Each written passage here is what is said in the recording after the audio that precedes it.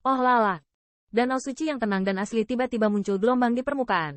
Dan saat gelombang melonjak, gelombang energi yang agung melonjak dan terbuka. Kekuatan pembaptisan suci pulih. Saya tahu bahwa orang asing itu dimakamkan di dalamnya.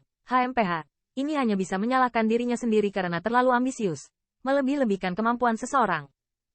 Hehe, sepertinya kolam suciku tidak perlu ditutup terlalu lama. Merasakan perubahan mendadak di kolam suci. Banyak pembangkit tenaga listrik klan Phoenix memiliki cahaya terang yang berkilauan di mata mereka. Jalur kebisingan juga menyebar di puncak gunung. Bagaimana ini bisa terjadi? Tanda seru. Mendengarkan suara diskusi, kulit Qin Yan tiba-tiba menjadi sedikit pucat. Saat ini, dia tiba-tiba menyesali berita itu kepada Qin Yichen. Kalau tidak, yang terakhir tidak akan berani masuk ke Star Lion Imperial Family untuk bersaing memperebutkan tempat itu. Apalagi hal seperti itu. Namun, jelas sudah terlambat untuk menyesali hal-hal ini sekarang. Di antara banyak suara diskusi, beberapa tetua klan Phoenix di tepi kolam memiliki beberapa keraguan di wajah mereka. Menilai dari perubahan kolam, seharusnya orang asing itu telah meninggal, dan baptisan yang dia serap baru setelah itu kekuatannya bisa habis. Namun, saat ini pun, Big Shot penjaga telaga suci masih belum mengisyaratkan niat untuk menutup telaga suci. Bukankah orang itu sudah mati? Apakah itu Tuan yang menyelamatkannya? Melihat danau suci yang bergelombang, seorang penatua bergumam tak berdaya. Mendengar kata-kata ini, mata beberapa sesepuh sedikit membeku. Adegan di depan mereka tiba-tiba membuat mereka memikirkan sebuah kemungkinan. Alasan mengapa Big Shot tidak menutup kolam suci mungkin karena orang asing yang tinggal di dalamnya belum mati. Bagi para tetua klan Phoenix ini, Qin Yichen sangat serakah sehingga membuatnya sulit untuk keluar dari situ.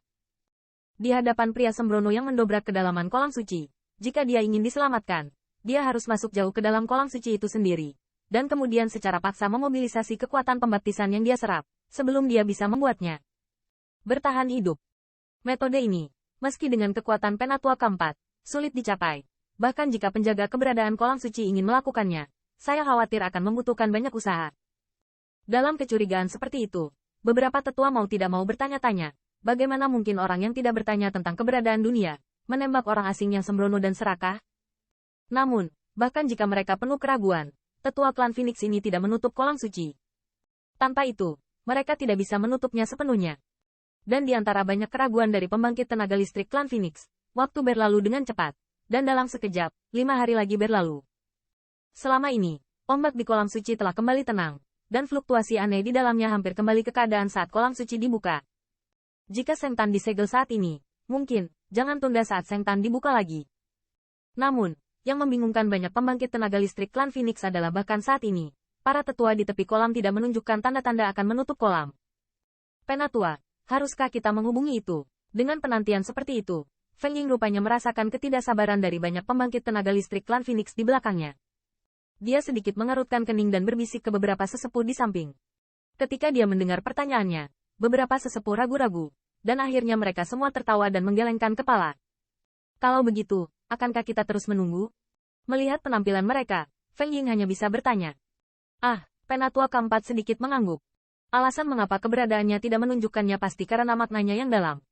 Meskipun mereka adalah tetua klan Phoenix, jika keberadaannya tidak berbicara, mereka tidak baik untuk bertanya. Melihat ini, Feng Ying tidak lagi banyak bicara, hanya menyerahkan matanya lagi dan perlahan menjadi tenang.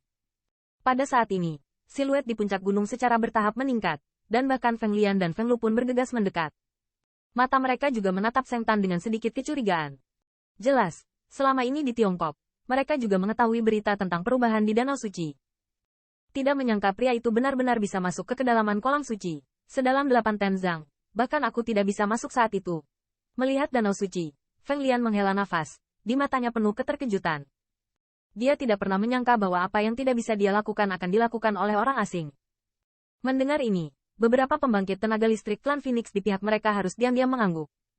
Bahkan jika mereka sombong, mereka harus mengakui bahwa orang asing itu melakukan apa yang tidak bisa mereka lakukan.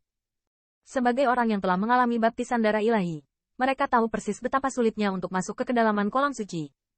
Giggle, dia mungkin memiliki beberapa kemampuan, tapi ambisinya terlalu besar, tapi dia akan bunuh diri. Di sampingnya, Feng Lu terkekeh, dan memiliki beberapa poin penghinaan dalam nada bicaranya. Kemampuan Qin Yichen benar-benar mengejutkannya, tetapi dari sudut pandang saat ini, pria itu masih terlalu melebih-lebihkan kemampuannya, dan keserakahan pada akhirnya akan meninggalkannya di kolam suci selamanya. Kakak senior Feng Lu mengatakannya dengan baik. Meskipun pria itu sedikit sabar, lagi pula, Itu hanya pria yang tidak pernah puas, itu saja. Hehe, energi danau suci telah dipulihkan. Dan orang asing itu seharusnya sudah berada di dalam selamanya. Aku tidak tahu mengapa para sesepuh tidak menutup tempat suci lagi. Begitu suara Feng Lu berakhir, suara gema bergema di sampingnya. Meskipun mereka semua mengagumi kemampuan Qin Yichen, bagaimanapun, yang terakhir hanyalah orang asing.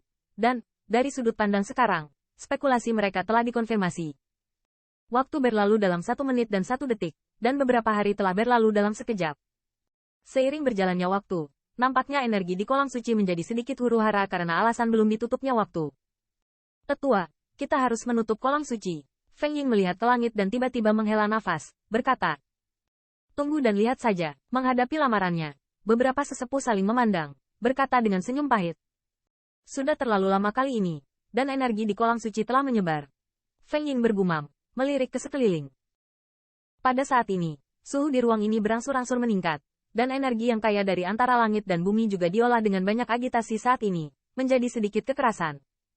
Mendengar ini, beberapa mata penatua melihat sekeliling, dan segera, mereka juga menghela nafas, perlahan mengangguk.